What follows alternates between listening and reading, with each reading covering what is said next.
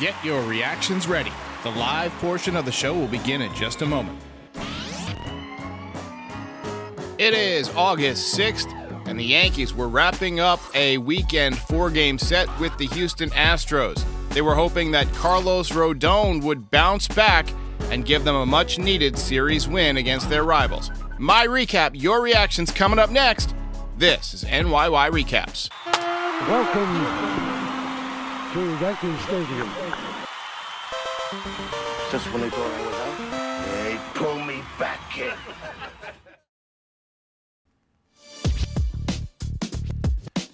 Welcome back, everybody. Welcome back. Series split. Ugly day for the Yankees and for Yankees pitchers, especially. Tough end to the homestand. Feel like the Yankees could have won this game. They had a lot of opportunities. They out-hit the Astros. They out-walked the Astros. They walked 11 times. They left 15 men on base. Rodon couldn't keep the ball in the ballpark. Game took forever. Just a tough day. Today was the type of game that you don't want to bring somebody to if you're just trying to get them into baseball, because it took forever. Nobody could throw strikes. And the Yankees couldn't put together any rallies that weren't mostly driven by the walk. So, tough day. I took a rare, much-needed day off yesterday. So, we didn't get the chance to talk about yesterday's game. Jake Bauers with another home run. Gleyber Torres with another home run. He had a good day today, too. Anthony Volpe had a sac fly. Nestor Cortez looked better than he has all year. Only went 4 innings, but only gave up 1 hit, struck out 8. The weird thing was you had Rojas sending Stanton home, getting him thrown out by 20 feet. Other than that, it was a very positive day for the Yankees yesterday. I have no issue with Giancarlo kind of dogging it around the bases. I don't want him busting it because something's going to snap. Didn't look good on camera, seeing him get thrown out by, 20 feet or whatever it was. But he was able to play today. He almost won the game for us today. Even though he went 0 for 6. The fact that he was actually in there and not in an MRI tube, I think, is directly attributable to not sprinting yesterday. So my issue was with Rojas for sending him. He's station to station at this point for sure. All right, the chat is filling up, so let's fast forward to today's game. This was a big start for Carlos Rodon. He's been awful, quite frankly. And the Yankees signed him to beat teams like the Astros. He's pitched very well against the Astros in his career. You had to imagine that was part of the incentive for the Yankees signing him. And he put them in a big hole again today. And the scary part is that his stuff actually looked better, and he still got demolished. He had to leave the game with a injury to his hamstring and got booed off the field. Michael Kay and Jeff Nelson were, making the excuse that, hell, he missed half the season. This is like his April. But since when is it acceptable to have a 7.33 ERA in April? He actually worked a dominant 1-2-3 inning in the first inning, 8 pitches, and that included coming back from a 3-0 deficit to Alex Bregman, came back and got the strikeout. And then the Yankees jumped out in the bottom half. Gleyber Torres with an opposite field home run, first row, 18th of the season. He's creeping up on Aaron Judge for the team lead. He didn't miss the 2 months that Judge did, but he's creeping up. He leads All-American League second baseman now. Second inning was just the epitome of why Rodon has been bad. Too many walks and serving up the long ball. 2 walks and a 3-run home run to left field, and the Astros took the lead. Didn't get much better in the third. 2-run home run by Alvarez made it 5-1, and then he left with the leg injury. Last season, he allowed 12 home runs in 178 innings. This year, he's allowed 8 home runs in 27 innings. There's a lot of problems with Rodon, the way I look at it. He doesn't throw enough quality strikes. He doesn't have command within the strike zone. Even when he was trying to hit the top of the strike zone today and got some strikeouts on fastballs, they were right down the middle. They just got taken. Fastball right down the middle shouldn't be a strike. I mean, it's technically within the strike zone, but that's not a good pitch. I don't think he throws enough variety of pitches. He's mostly fastball, slider. He has a good curveball. We saw it a few times. If he could drop that in, like David Wells used to do. Remember the beginning of the count? David Wells would drop that big roundhouse curveball in there for a strike. Andy Pettitte learned to do that near the end of his career. I think that they're going to have to do something with Rodon and Andy Pettitte. Get them together on the side and just be like, hey, look, whatever life you had on the fastball last year, obviously with the back injury, it's not the same. You're not commanding it the same. They're not missing it the same. They're hitting it out of the ballpark. And the show 247 says he has 2 pitches, can't expect much. He has more than that. He has a pretty damn good curveball. He just doesn't throw it. He doesn't trust it. He's got to learn to use it. Also, he needs a changeup. And Brett Deutsch says right here, Blake better teach Rodon that changeup. He needs it for righties. Absolutely. That's one benefit of Matt Blake is he's been pretty good at developing the changeup with different guys. Garrett Cole last year, maybe the year before, came into camp with a great changeup. And, Domingo Germán, obviously not pitching for a while, but his changeup really developed under Matt Blake. Hopefully Rodon is the same kind of thing where you can get that pitch, developed. Wouldn't shock me if he shows up next spring training and he's got a changeup and using a little bit different pitch mix. Whatever he's doing now is just not acceptable. But overall, I'm just not impressed by Rodon. And I was one of the people that wanted to sign him. He was 100% in my plan. If you go back and watch my plan for my blueprint for how to rebuild the Yankees last winter, he was, pretty much my number one guy. But there's no accounting for a chronic back injury. I don't think any of us expected him to be this ineffective. Between Rodon and Severino, it's like we're forfeiting 40% of our games. 2/5 of our rotation puts us in a 5-0 hole or 5-2 hole or whatever every single time out. No good. To their credit, though, the Yankees did not lay down and die. They brought the tying run to the plate in the 4th inning. Bader singled to make it 5-2. That knocked Urquidy out of the game. And then the Yankees proceeded to tie the game without the benefit of the hit. Volpe got doinked on the elbow by a hanging curveball. That made it 5-3. And then Bowers and Judge both walked with the bases loaded. That tied the game at 5. And you thought at that point the Yankees had all the momentum, but they let it slip away. And they couldn't get the big hit, quite frankly. They had the bases loaded a number of times today. They had guys, in scoring position. They just couldn't get them in. Johnny Brito lost the zone in the 5th, but a couple of guys reached base, and Wandy Peralta came on and got out of the jam. And you thought, okay, now Wandy's got it today. He'll get us through another inning, and then we'll turn it over to the hard throwers in the pen. But he fell apart the next inning. Served up a 3-run home run to Jake Myers, his second 3-run home run of the game. Maldonado followed up with a second deck home run to make it 9-5. Just awful pitching. Bottom 6, Gleyber Torres doubled the Yankees' 6th run in. He continues to swing the bat well. He went 3 for 4 today, a couple of RBIs. He is now hitting 270, which is like unheard of for the Yankees, somebody hitting 270.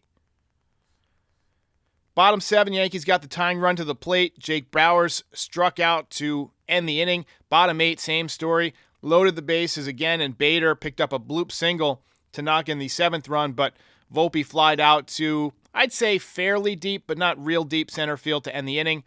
And then they threatened again in the 9th. Giancarlo Stanton almost won it with a walk-off home run, but came up about 5 feet short. Oh, there goes gravity. Stanton went 0 for 6. 3.5 hours later, Yankees lose 9-7. I'm a loser. Mission failed. We'll get them next time.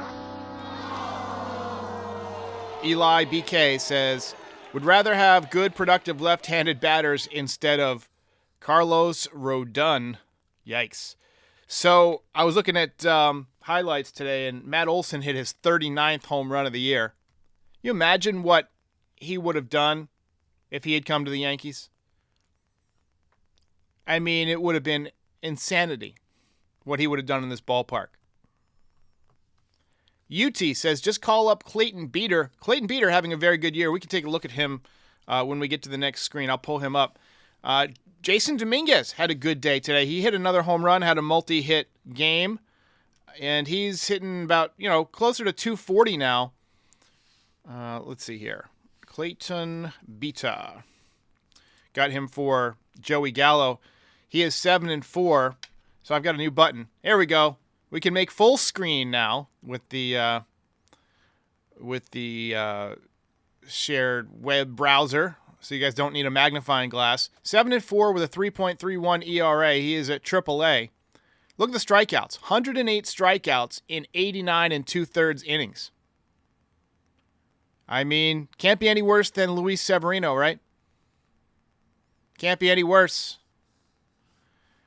Till says, so much money badly spent. It's effing crazy. For a team that has a lot of money, they sure spend it poorly. Junior Caroma says, Dominguez and Pereira have been killing it. Yeah, Everson Pereira probably will be called up in about a little less than 2 weeks. So in case you didn't know this, there is a deadline on August 19th. After which, if you call up a player, they don't accumulate a full year of service time.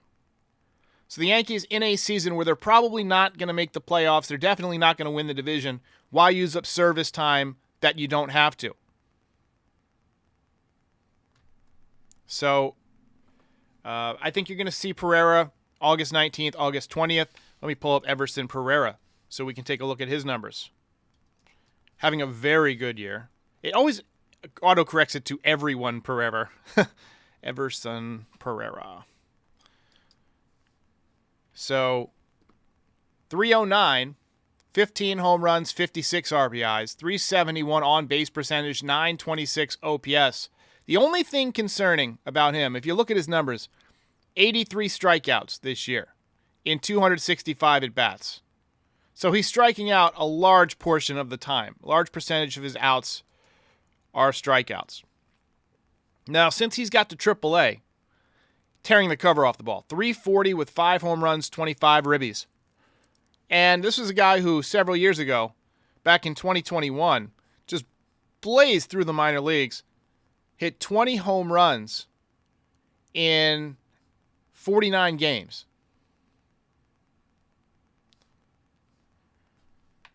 I don't know if we'll see him. Let's take a look at the box score here. Yankees drop a tough one, 9-7. So Bauers 0 for 4 in the leadoff spot. Judge 0 for 4. He's gone into a little bit of a funk. Gleyber Torres 3 for 4. Stanton 0 for 6. LeMahieu 2 for 4. Kiner Falefa 0 for 2. Bader 3 for 5. Volpe 0 for 4. Higashioka 0 for 3. And then the ugly parts are the pitching. 9 runs allowed between Rodon and Peralta. So, between the two of them, just did not get it done. UT says, Everson Pereira with a 309 average. That's leadoff hitting. Strikeouts are a bit iffy for him, or a big iffy, he says. I think that, they're in this Yankee system, they don't seem to care about strikeouts. They don't seem to mind if guys strike out. And, as long as they're making hard contact and driving the ball and getting a lot of hits and getting results, I don't mind strikeouts either. What I mind is strikeouts when you don't produce. I don't like it when you have the Joey Gallo type. Like, I'll give you an example. Jake Bauers strikes out a lot, but he's got an 810 OPS. He's hitting 230. He's a nice little part-time player. But I think he's essentially doing what they expected Joey Gallo to do. Hit about 230 with some decent pop. Now, once you start getting around that 200 level and you're still striking out a lot and you're not hitting for power, then it's just wasted at-bats. Samantha says, did a fan actually get thrown out because of a fire Cashman sign? That is what I hear, and I have it on good authority that it happened. They said he was causing a distraction or causing a scene, something along those lines. Frankie says, Boone, on why he left Peralta in to face the righties in the sixth, said it would have been hard to get to the finish line because the bullpen was so short today. He's not wrong. I mean, the Yankees go to Chicago. They still got a few games left before an off day. They're off on Thursday. And to be fair, Peralta has been okay against righties. He's got a great changeup, and he had a great end to that inning. I thought he was going to be fine. That's a little bit of a Monday morning quarterback thing, getting all over Peralta there. He obviously didn't have it, but he had a very nice end to that previous inning. Very quickly disposed of, I believe it was Alvarez and Tucker with a couple of sliders, and got Tucker to fly out. And you know, I don't have the stats in front of me, but I feel like he does okay against righties because of that changeup. Luis says, Orlando says, since when is 230 good with 10 exclamation points? Didn't say it was good. Didn't say it was good. Wrong. I said 230 with an 810 OPS is acceptable. If you have an 810 OPS, I'm not going to give you crap about striking out a ton or hitting 230 because you're doing damage. And Bowers has been one of the few guys who's been doing damage. Don't put words in my mouth. Sean Massa says, how about that right hook by Ramirez? Yeah, that was fun to watch. I enjoyed the post-game press conference from Ramirez. He does.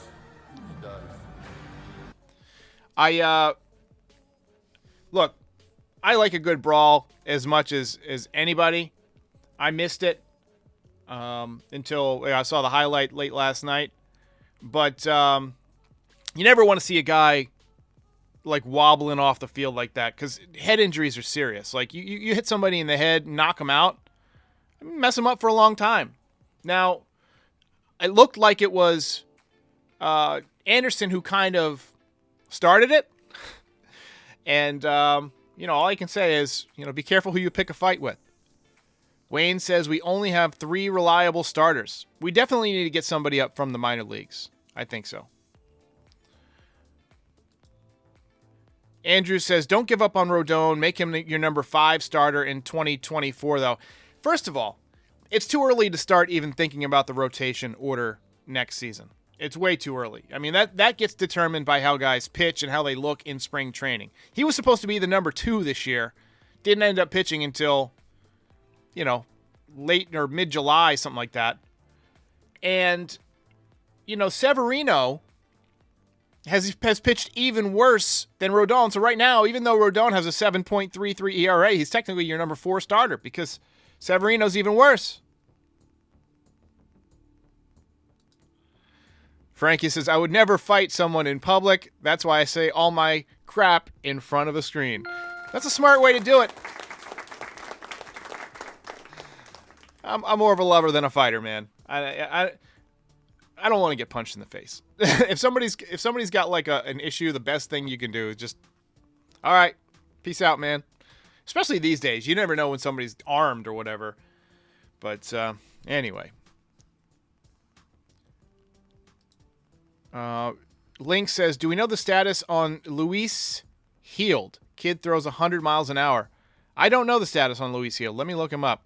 Is he going to be another 28-year-old prospect? Luis Healed. I don't really know much about him. How do we spell it? H-E-I? I'm not seeing him.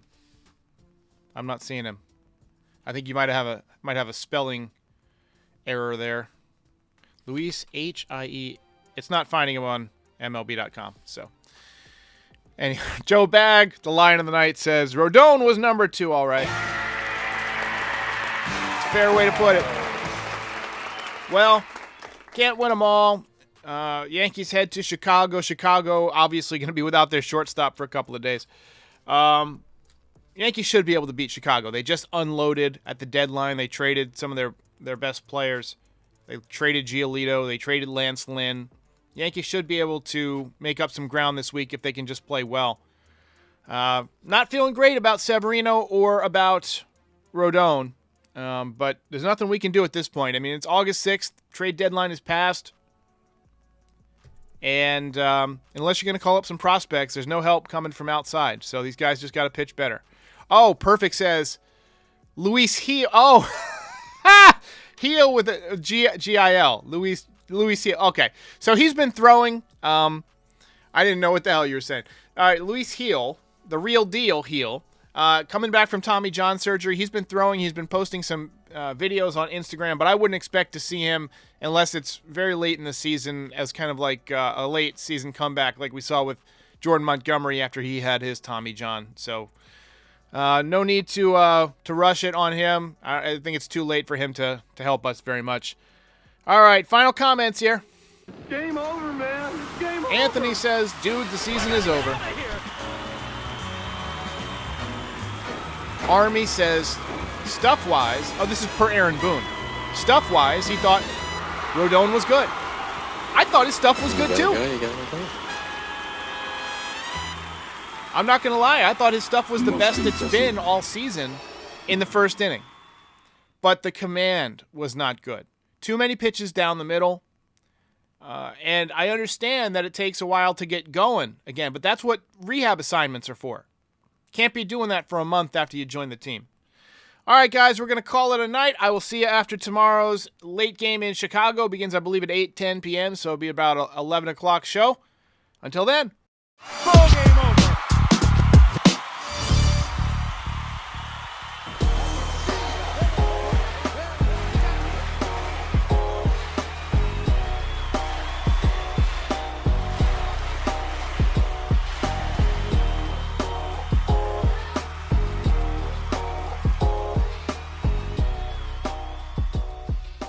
Most impressive.